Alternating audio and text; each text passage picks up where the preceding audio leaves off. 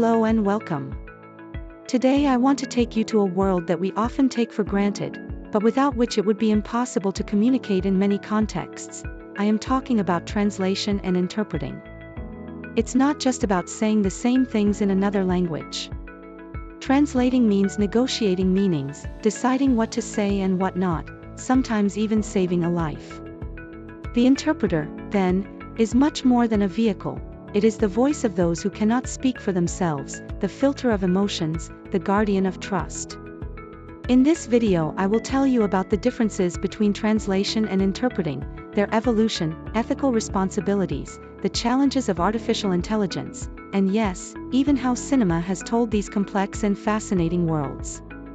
Ready? Let's start. Many people think that translating and interpreting are the same thing, but in reality, they are two different professions, each with its own timing, tools, and specific skills. A translator works with written texts. They can reflect, research, and revise. They must have a deep knowledge of the language, but also of the context, culture, and style. A translator doesn't translate words, they convey meanings, respect the tone, intent, and nuances. An interpreter, on the other hand, works with spoken language in real time. There's no room for revision, they must listen, understand, remember, and reformulate instantly. It requires quick thinking, memory, stress management, and a great deal of empathy. In short, the translator works with paper, the interpreter with breath. But both hold the key to connecting different worlds. You may not know this, but interpreting is an ancient practice. As early as ancient Egypt, there were individuals who facilitated communication between peoples. In ancient Rome, many interpreters were slaves or prisoners, but they still performed essential functions. In the 20th century, the modern profession was born, beginning with the Paris Peace Conference in 1919. After World War II, simultaneous interpreting was introduced at the Nuremberg trials, with headsets, microphones, and soundproof booths. Today, there are several types of interpreting. Simultaneous interpreting, where speech is translated in real time from a booth. Consecutive interpreting, where the interpreter listens, takes notes, and then delivers the speech.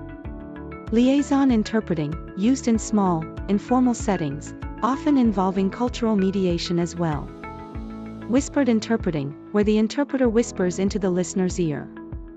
Relay interpreting, which uses a pivot language when no direct language pair is available. Remote interpreting, which takes place through digital platforms.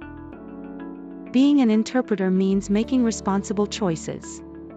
That's why a code of ethics exists, a moral compass that guides every professional in the field of linguistic mediation.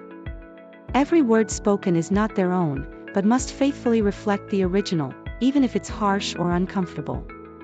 Among the core principles are fidelity and accuracy, absolute confidentiality, impartiality, technical and subject matter preparation, professionalism and consistency in behavior. A real-life example. The episode during the press conference between Meloni and Trump. The interpreter hesitated, remained silent for too long, and showed emotion. The Prime Minister had to translate for herself, live, on a global stage. A delicate moment that highlights just how hard it is to stay composed and follow the code under intense pressure. The code of ethics is a high ideal, but everyday challenges often put it to the test. The interpreter constantly decides how and how much to convey, maintaining a delicate balance between language, ethics, and humanity. We live in an era where technology promises to replace everything, including interpreters. But can it really? AI is everywhere: DeepL, Google Translate, automated simultaneous interpreting tools. In certain contexts, they're fast and cost-effective tools. But be careful, translating words is not enough. One must grasp emotions, tone, and culture. This is where the theory of mind comes into play, the ability to understand what others are feeling or thinking. AI lacks empathy. It can produce a grammatically correct sentence but doesn't know whether that sentence is appropriate, respectful, or potentially harmful. Moreover, there's the risk of bias. These systems are trained on data that may contain prejudices. This means AI can subtly distort the message, even unintentionally. And let's not forget, even human interpreters can manipulate, consciously or unconsciously. A tone, a missing word, or a changed expression can shift the meaning entirely.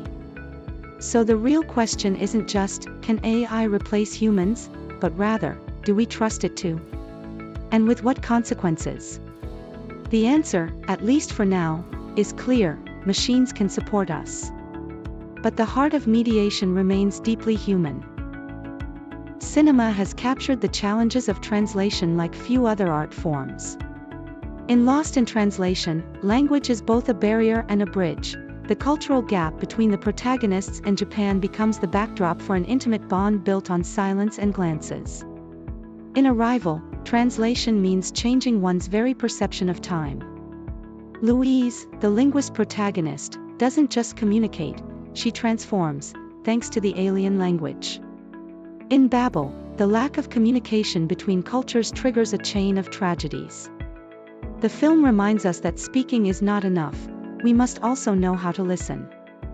In The Interpreter, a woman overhears a conversation at the UN and finds herself at the center of a conspiracy. Language becomes power, danger, and survival. In The Translators, a group of translators locked away to work on a manuscript become the protagonists of a psychological thriller where the very concept of fidelity is put to the test. In The Lives of Others, linguistic listening becomes surveillance. A Stasi agent spies on conversations and translates intentions, not to communicate, but to repress. Finally, in Napoli, New York, a police officer acting as an interpreter during the trial of a young girl's sister decides to alter the message to save her from the death penalty, a gesture that defies professional ethics, but in the film becomes a profound act of human justice. These films show that translation is never a neutral act. It means taking a stand, even when pretending not to. In a world full of words but poor in listening, translators and interpreters are fragile yet indispensable bridges. They are not just language experts, they are artisans of dialogue, guardians of trust, facilitators of mutual understanding. Technology can assist, but it cannot replace intention, empathy, or awareness. Because interpreting is not just about understanding. It's about truly listening, even to what is left unsaid. And translating is not about swapping words. It's about conveying entire worlds.